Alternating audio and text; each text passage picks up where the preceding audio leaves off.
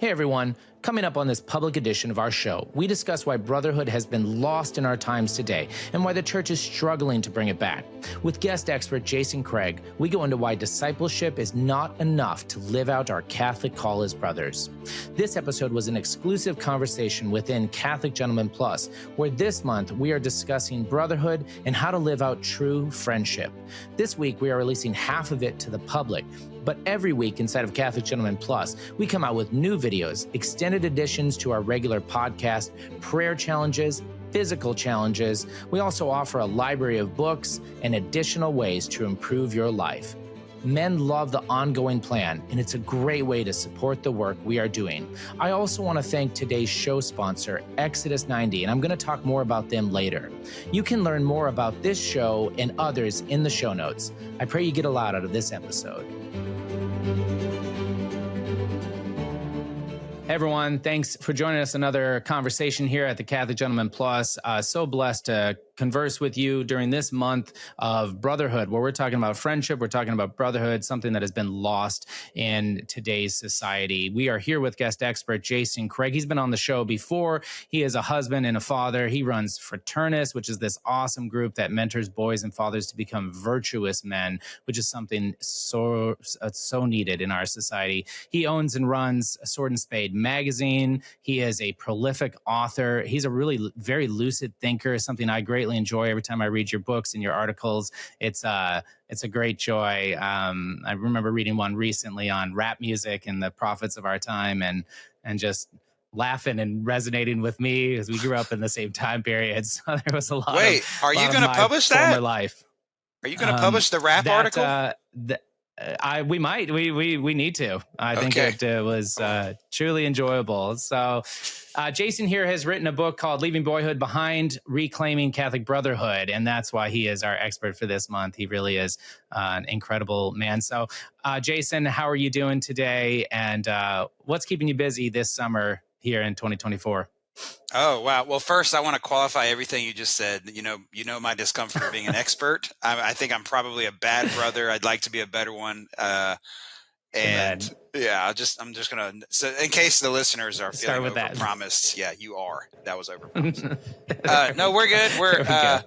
We live on a dairy farm with a bunch of kids. So, and we're going on a trip next week. So that makes things really complicated. So we're just getting the farm ready and trying to, some family changes and that's keeping us busy. So it's, this is seasonal things, but we also just have, we milk cows every day, twice a day. And it's just, if to go out of town requires a lot of, I bet it does. Yeah. And so you have some farm hands that you hire out? Child labor mostly. But we do have a neighbor. I don't know the last time we talked if we just, but I have a man moved across the street. His name's Craig DeFaro. He owns Melvin Hill Meats. You guys should look him up, but he's started a butcher shop across the street. So our little kind of village is growing here. But he can help milk while I'm gone, which is actually just having one other man, like within eyesight, has been hugely helpful. But yeah, I believe that. We figured it out. Yeah, well, and another regular on our show, Jared Stout, he apparently moved out to experience the whole he's about an eighth life of homesteading with you. He's right there. I literally think he just drove by in his van with the little top. I'm not kidding you. That's funny. I can see out my window. Yeah, he moved down there. They're trying out the homestead thing. They they've gotten some chickens and they're getting used to it, and they got the good southern heat. Now they're dealing with and. Yeah, that reminds me. I need to go see them. It's funny. You have these remote jobs and you're like homesteading and stuff but you got to make sure you go see people.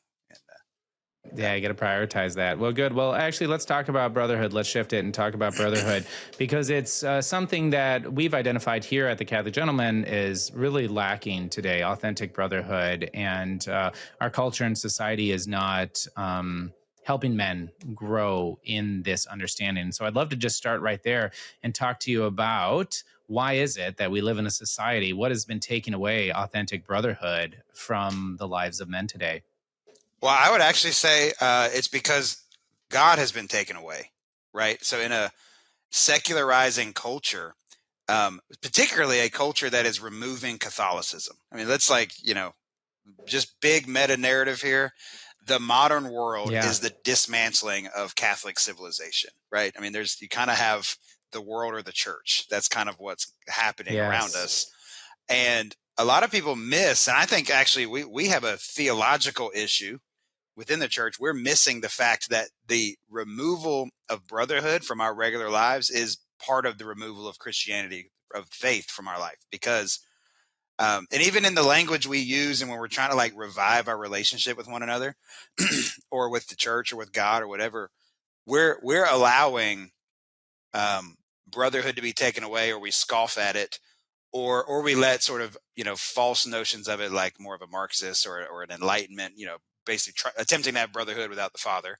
But one of the reasons it's moving away is that the faith is moving away, because our faith is essentially a brotherhood. And I don't mean like analogous, like we're like brothers. We actually are brothers. Like by baptism, we are brothers. So like, in the letter of First John, the Apostle John, when he's trying, all those things about you need to love one another. How can you love a God you don't see if you don't love the brother you do see? All these things. There's multiple chapters of this, goes on and on. People say the Apostle John repeated himself, which if we read his letters, he kind of does. But it's something we need to hear. And he says in First John 3:14, he says, "This is how you know you've moved from death to life, when you love the brotherhood." Right. And that brotherhood he's talking about is the church. So there's a reason whenever there's a renewal in the church, it's almost always a renewal first of brotherhood. So the simple vision of that is I appreciate that. The religious orders.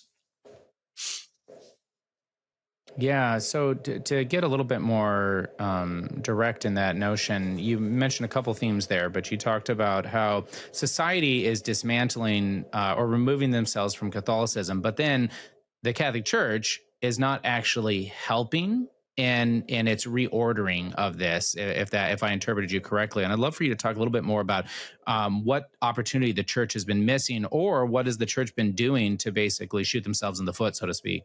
Yeah. Woo. All right. Hope this isn't controversial. This is going to get into some what I think is a little bit. We've been a little bit fad-ish in how we deal with the loss of faith, and we're not acknowledging things that are pretty obviously true from the data and the theology. So, for example, when you lose, Mary Eberstadt's book, "How the West Really Lost God."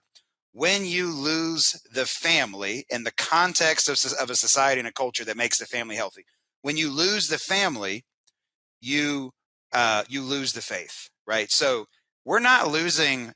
People aren't being secularized because the atheist had a good argument, right? That's sort of what the world and the secular news might tell you. Like, we're losing religion because we're so smart, right? It's just not the case. You actually, what, Thomas Aquinas wasn't smart? I mean, you actually lose, your people apostatize as you lose the family. All right, so we know that to be true.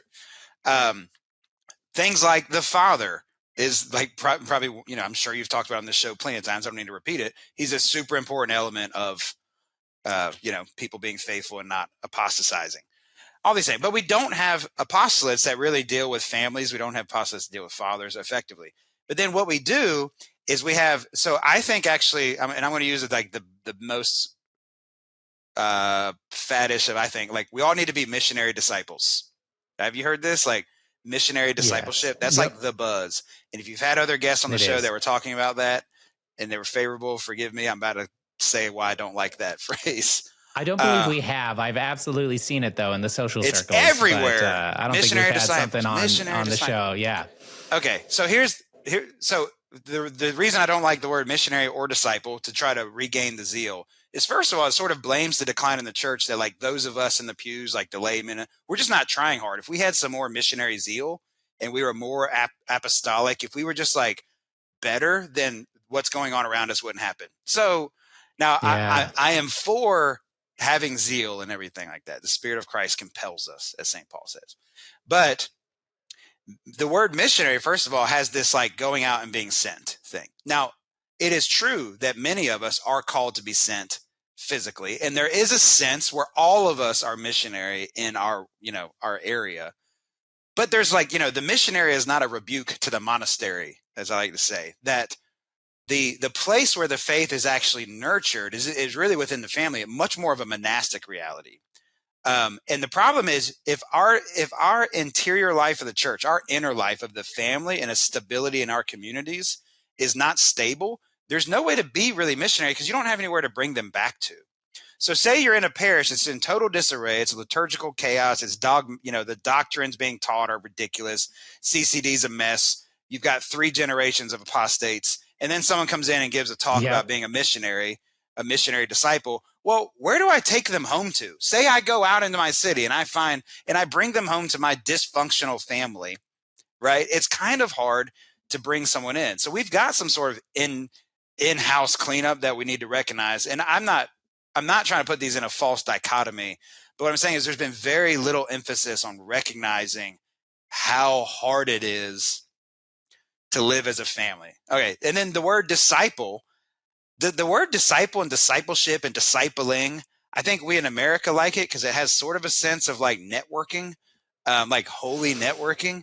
Makes you feel good. Yeah. Makes you feel good. But but in the New Testament, I had to go through this, I went through this very meticulously, multiple concordances to verify. The word disciple is very heavily used in the Gospels, right? To describe the apostles as disciples of Christ. And that's the analogy for us that we can use, and it's an analogy that Christ is, and it's a truth. He's our teacher and we are his disciples. But but so were John's disciples or the Pharisees' disciples. It represents a relationship of student teacher, almost somewhat servile, right? And in the book of Acts, the word disciple is only used twice.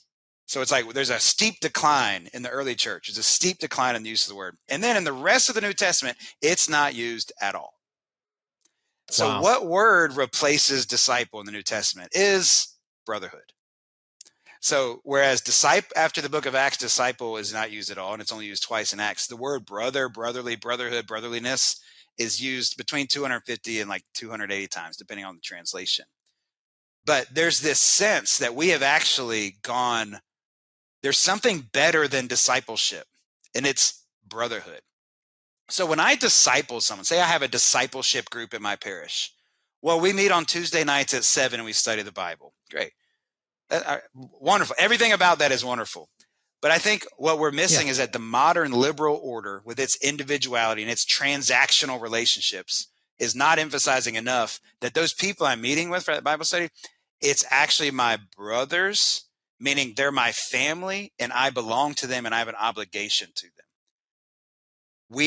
So it's not because a lot of times discipleship groups look more like networking groups and the reality is, and they're very generationally sectionalized. When the reality, I think our parishes need to be acting in our communities. We're families. We got to start acting like families, which brings us back around to that whole missionary thing. St. Paul is clearly a missionary, right, in the New Testament. Yeah. But when he writes letters back to these communities he's founding, he is not telling them that you all are now missionaries. What he is telling them is you all are now, because of your baptism, because of my preaching, because of the gospel, you all are now a family. And the very reason we have a New Testament is that they weren't very good at being a family.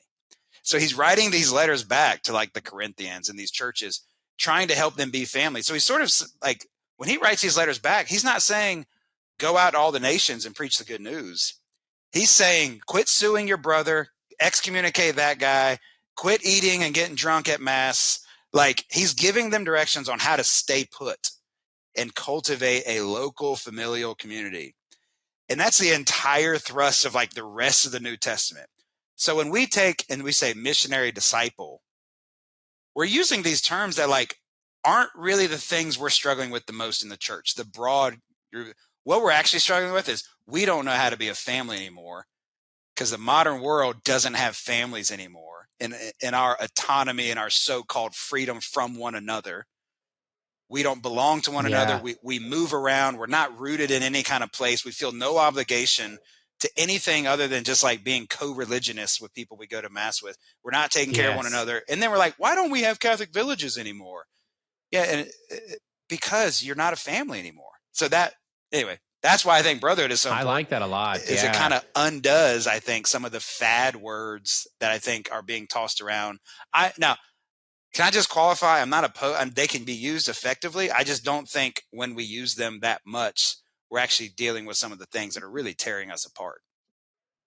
Yeah. Well, thank you so very much for the thoughts and insights on that. There was a lot of phenomenal comments that we could go down different pathways. I'll admit that I've experienced that whole, if you will, discipleship of bringing people into the family that went awry when I was helping a very some staunch Protestant family into the church, and they went to their local church and they heard a deacon during the homily once just talk about how he used to be accused of being homosexual, and that was like his defining moments in his life, and it just pushed them further away. And so I had to help them find a church closer to them, a little bit further away from them, but that was more unified. It ended up being TLM parish, but and then now they're Catholic, thanks be to God, and they've had more kids, and it's a beautiful story. But I guess I never reflected on that whole, that familial aspect of it. We are all members of the body of Christ. We are all brothers in Christ, right? All of these sort of things that we come up with that are just really not spoken of, or at least not understood. Even if they're spoken of, it's just kind of like in the periphery or in a passing statement that doesn't quite take root or have any effect on people's active lives and what they're moving on. Now, I want to take this. You mentioned an obligation towards our brothers. What do those obligations look like? And what do you mean by obligation when you mention that? Yeah. So let's compare it to another. You asked at the very beginning, why is brotherhood so hard in this this kind of broad modern life? Well, one is that we really do define sort of freedom as from obligation. And I know us Catholics are trying to overcome that within our families and all that, but it's still kind of a broad cultural, like, I do what I want and you can't force me to do otherwise. So let's use a really good example for men, right? And I have a friend, I won't name him, but he works with me in Sword and Spade, but like he thinks in these ways, and I'm blown away. So he chose to not take an opportunity to go to basically get a better job so that he could work in his hometown at his family business because he felt an obligation, right? That's kind of heroic. So now though, so now they're cultivating this community, right? So they have a good Catholic community. And just a dad comes to him and says, well, I've been offered a job somewhere else. And I got to take it because it pays more money. Well, we'll bring up, what about us? And I know that sounds funny, but like our lives as Catholics are intertwined in a way where we actually would not consider what our pursuit of material success does to our own community. So say our kids, our wives, what if they have a bearing? And it might even be economic, right? Your daughter might clean their Airbnb house or something, right? Yeah. Our lives become intertwined where moving would cause harm. So when we talk about what our obligations to one another, the New Testament is so clear. If your brother is hungry, feed, like in the book of James, when he's like, if you say, hey, attaboy, good job, carry on, and you don't feed him or give him a coat to wear when he's cold, you have failed to be a Catholic. We don't even think in that. We only think in sort of pious encouragements of one another. But the New Testament is really clear. It means things like money and stuff and work and like contribution to one another's lives, where, another example might be, and I have great conversations with the parents lately where it's like, say a kid apostatizes, he leaves the faith, right? How do we deal with that? Everyone's kind of like, well, what did they get wrong? Maybe I need to tweak my formula so that my kid doesn't leave like their kid, right? And, tweak my formula. Amen. What did all those thoughts? Yep. Yeah. What did you? And instead of like my kid, instead of mourning with them, our son left, right? Like, what do we do about it? So our obligation to one another, meaning it's very clear. St. Paul's like, be at peace with all men. So Christians are generally peaceful people. But he says, but first of all, with the household of faith, that brotherhood thing again. And that means take care of them, make sure that their lives are ordered, that they're accountable, of course, spiritually, but also taken care of materially. Where St. Thomas Aquinas says the sum total of the Christian life is mercy. And when he says mercy, it's not this vague, squishy modern way we talk about mercy. No. Which is just like not justice. He's talking about mercy is to see the misery of another person, the void in their life, or as he calls it, the deficiency, and fill it. So our obligation is to know people well enough to know their deficiencies so that we can fill it, which, by the way, means that they know our deficiencies and fill it, which somehow makes it work like the way God wants us to live is where we take care of one another and that we're not enough on our own. And actually, this whole community thing isn't just that it makes us feel better socially, but that actually this is how he's going to answer that prayer for that need you have is through your brother. So there's people I know where it's like we're trying to help them. They have a need that we've perceived and we're trying to help them, but we're actually conditioned in they refuse the help on the grounds that they ought to do it on their own. Well, how do you root that in truth or humility at all? I don't understand. I want to thank today's show sponsor, Exodus 90. Men, have you checked out Exodus 90 lately? If you've heard of Exodus 90, you're probably thinking Lent and cold showers. But the Exodus 90 app offers so much more. It's a daily companion to help you grow closer to God and to become the man you want to be. I've been following along with the app's daily scriptures, reflections, and prayers, and it's awesome. On the app, you'll learn more about St. Michael's Lent, which starts August 15th and leads up to the feast of St. Michael the Archangel on September 29th. St. Michael's Lent is an ancient tradition of prayer and fasting popularized by St. Francis in the Middle Ages that's just been lost in our time. So let's bring it back. Join the men of Exodus 90 with Father Carlos Martins, a renowned exorcist and host of the Exorcist Files, who will serve as a spiritual guide for St. Michael's Lent this year on the Exodus 90 app.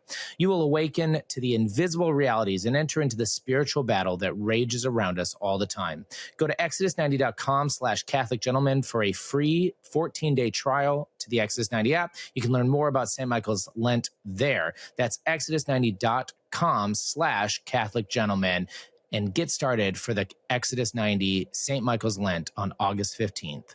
God bless. Agreed. And I think this is a very insightful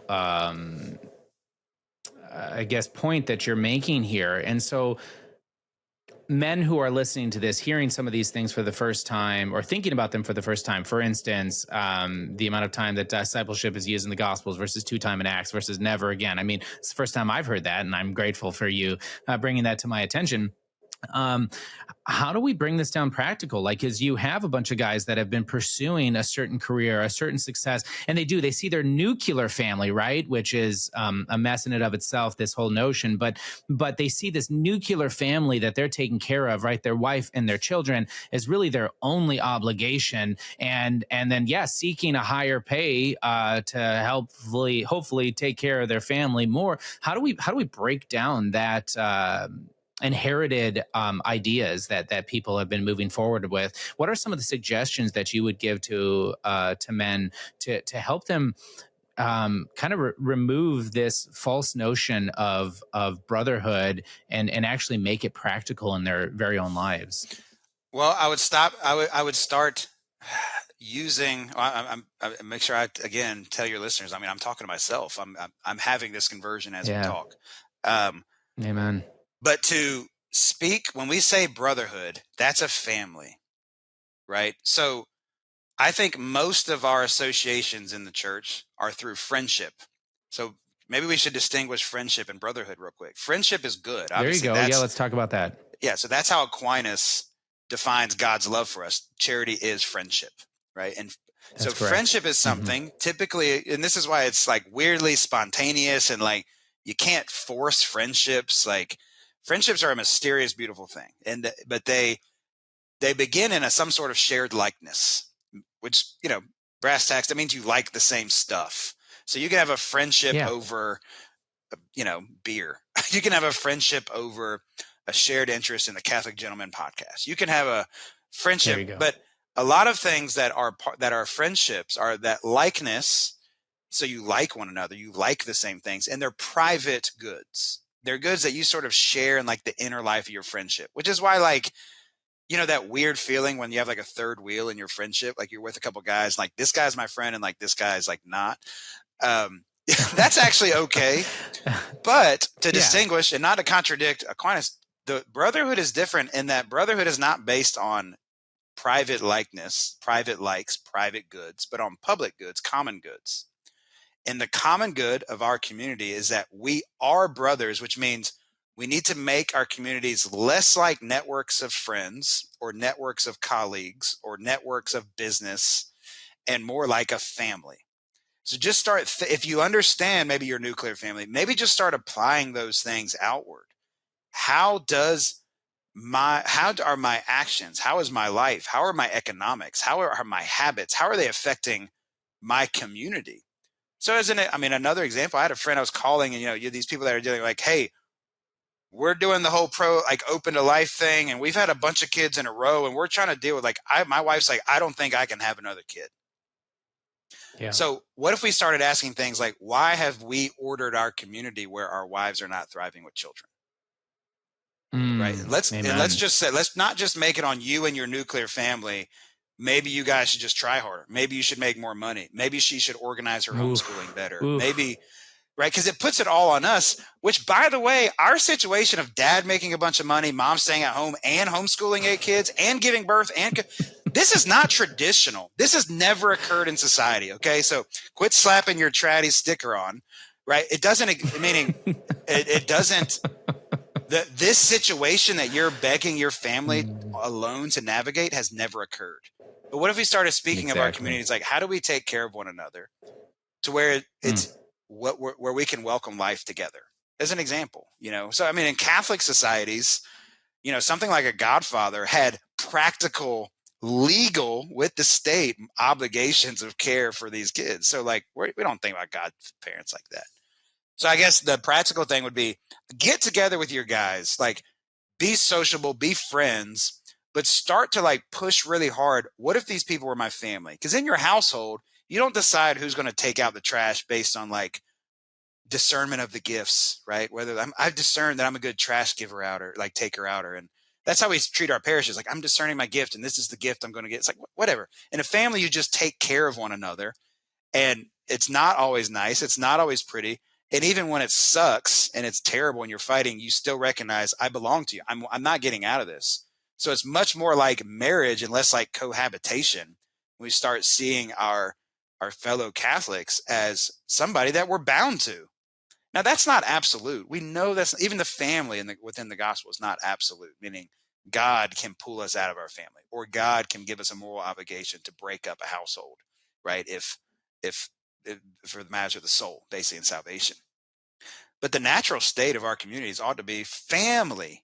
But we tend to make the church more like a business or a networking opportunity or a big club of friends. And then our parishes become, cliquish and some people are left out. So it's just, how do we make it like a family? I don't have answers. I'm not giving. I work for an apostolate called Fraternis, which we propose these things, but we're not solving all these problems. This has to be worked out locally. Which just it means just seeing each other with what you are, which is you are a family. You're not like a family. You are a family. Yeah, no, I think that's excellent. I love the divide between friendship and brotherhood because I do think that in one sense you can refer to them in a similar vein. Absolutely. But breaking them up is really important because I know like Aristotle, right? He broke down the 4 different types of friendship, and in there he talked about family as one of them. It's like this blood bond, right? It's this thing that you can't break. You're stuck with it, whether you like it or not. And I think there's a beauty to that, though. Now that thinking about it within the church's context and by the grace of our baptism and our brotherhood in Christ, again, things that I've not really wrestled with until this conversation. But I think there's a real beauty to that we're bound together, like it or not, and we have an obligation to help each other. I loved your comment about mourning with a friend or a brother who's child had left the faith. What a beautiful notion, because you're exactly right. Immediately we think of it as in a tally sheet and equation things. It's well, how did they discipline that child? What did they allow that child to do versus not do, so that I can focus on my kids and not do that, right? Were they co-sleeping and doing classical education? Because surely if exactly.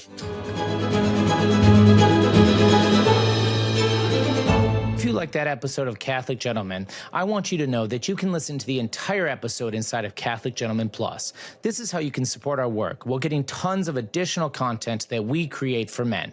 We go into relationships, sexual addictions, the glory and beauty within our Catholic faith, and what men can do to become the saint they were created to be. Head over to CatholicGentlemanPlus.com and use it to start activating your best life every day. I hope to see you there. Please keep us in your prayers. God bless.